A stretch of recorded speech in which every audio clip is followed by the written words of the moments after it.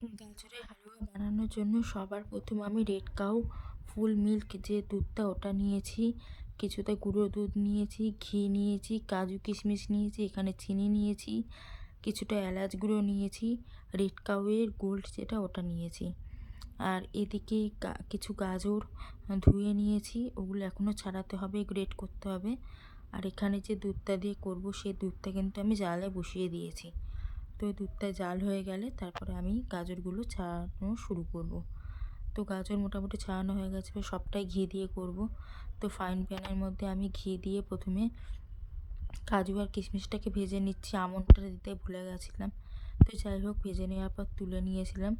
নিয়ে এবার গাজরটাকে খুব ভালো করে ফ্রাই করতে হবে যতক্ষণ না গাজরের কাঁচা গন্ধটা যায়। তার মধ্যে আমি কিছুটা এলাচ দিয়েছি, আবার কিছুটা এলাচ পরে ফাটিয়ে দেবো। তো এরপরে একটু এলাচ ওই ফাটানো ছিল ওটা দিলাম, তারপরে দিলাম চিনি।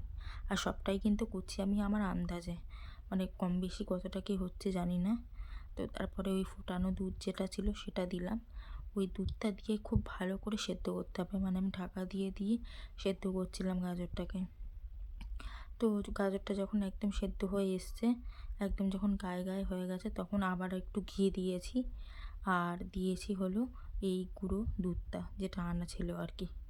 তো ওটা দিয়েছি, দিয়ে তারপর ড্রাই ফ্রুটগুলো দিয়েছিলাম, দিয়ে বন্ধ করে রেখেছিলাম। তারপরে একজন গেস্ট এসেছিলো, তাকে সার্ভ করেছিলাম। সে তো খেয়ে ভীষণ খুশি, খুব ভালো লেগেছে। তারপরে মা খেয়েছে, আমি খেয়েছি, সত্যিই খুব ভালো হয়েছিল খেতে। তো শীতকালে এবারে প্রথম বানালাম, প্রতি বছর অনেকবার করে বানানো হয়ে যায়, কিন্তু এই বছর এই একবারই বানালাম। তবে খেতে কিন্তু খুব ভালো হয়েছিল। তো একটু উপকরণ বেশি লাগে ঠিকই, তবে একটু কষ্ট করে কিন্তু ভালো ডেজার্ট খাওয়া যেতেই পারে। তো আপনাদের ভিডিওটা কেমন লাগলো অবশ্যই জানাবেন। গাজরের হালুয়ার ভিডিওটা সবাই নর্মালি এভাবেই করে।